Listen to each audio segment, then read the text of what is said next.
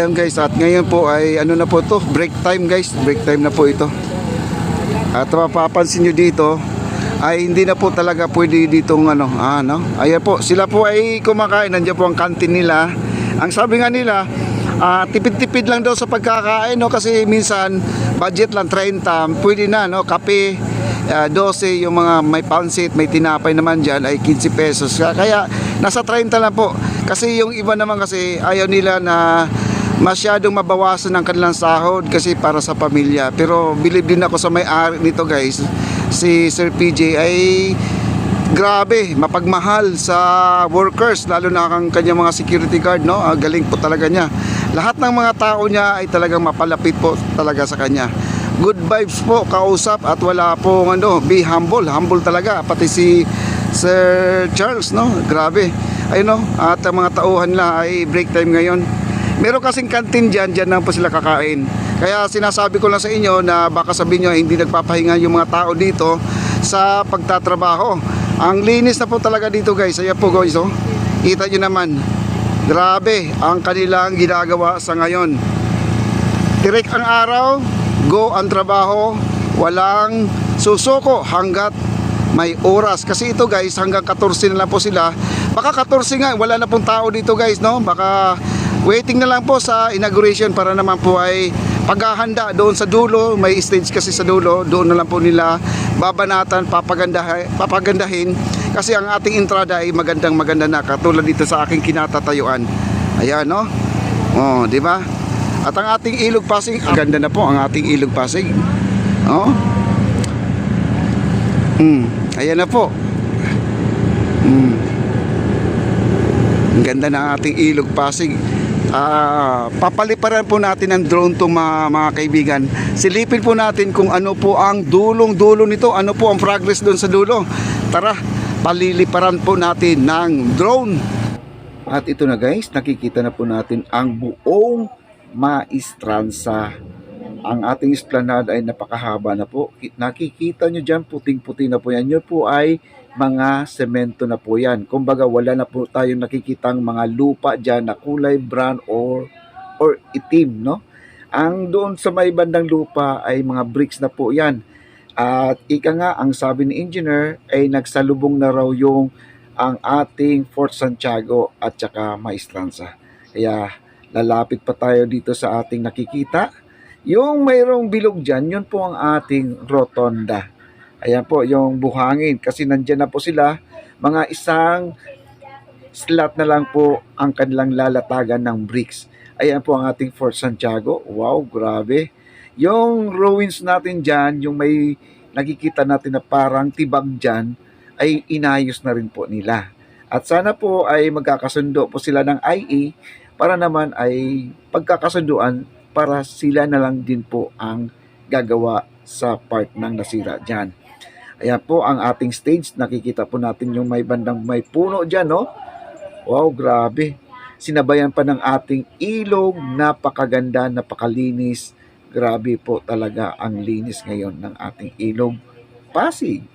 Ayan po. At ang ating drone ay inikot-ikot lang po natin. Inikot-ikot na po natin. Ayan, nakikita po natin yung may usli dyan sa ating esplanade ng ating Fort Santiago. Hanggang dyan lang po ang ating Fort Santiago. Ito ay from the post office papunta dito sa may Fort Santiago. Nasa 1.2 or 1.3 kilometers po ang kanilang nagawa. Ang Delpan, nakikita na po natin. No? Medyo malayo pa yung ang Delpan mula dito sa ating Fort Santiago. Medyo mahaba-haba pa yan, no? At ang hindi po gaano maganda mag-operate ang ating operator guys dito sa drone. Ayan po, no? At ang ating stage, nakikita po natin yung may tubig papasok doon. Yan pong bungad na bungad po guys ang ating stage. Kita nyo naman. Grabe, napakaganda, napakasaya. Tingnan po ang ating Maestranza Fort Santiago Esplanade po mga kaibigan. Wow, grabe.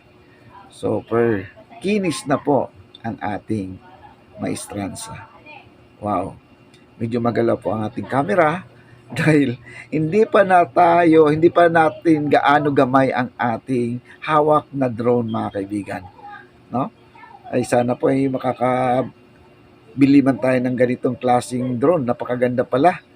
At first time lang ako nagpapalipad ng ganito, guys, kasi hindi po talaga ako maalam sa mga ganitong pag-ooperate ng drone, mga kaibigan, no? Ayan, nakita nyo. Yung kulay pula dyan, yun po ang marker ng ating Friendship of China. At papalapit na po tayo sa may Intramuros Bridge po, mga kaibigan. Grabe, napakaganda po talaga ang ating pasyalan dito sa ating Pasig River, Manila.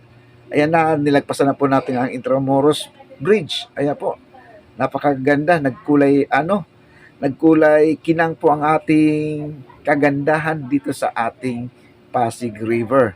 Ayan po, nasa baba nakikita po natin ang Phase 1C. Ayan po ang mga tindahan po, nakikita natin sa ibabaw, no? Ayan. At ako po ay babalik na dahil ang ating battery po ng ating drone ay nagwa-warning na po, no? Mabilis na po siya maubos.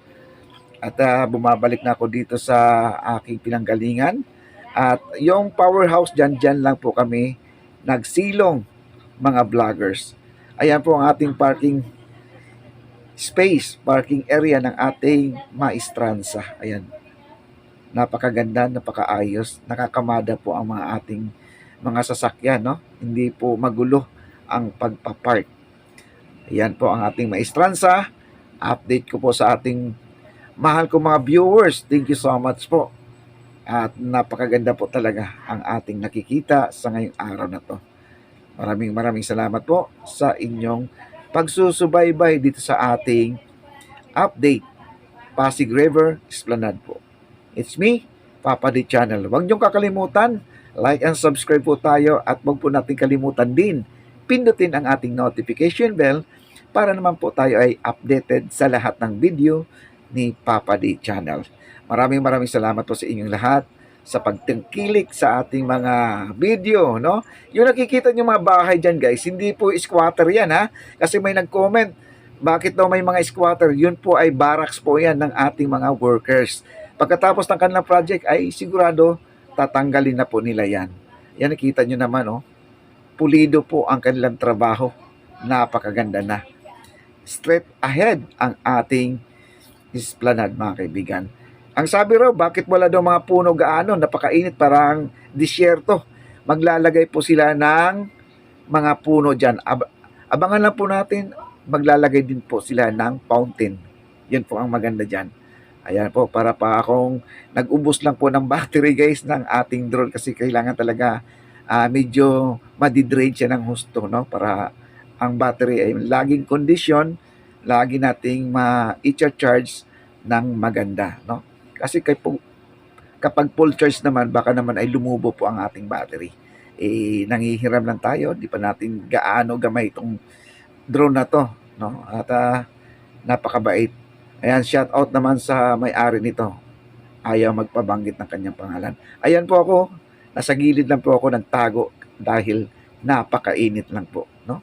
Ang ating Plaza Mexico, napakaganda na po. Lalanding na po tayo, guys. Maraming salamat po. Thank you so much.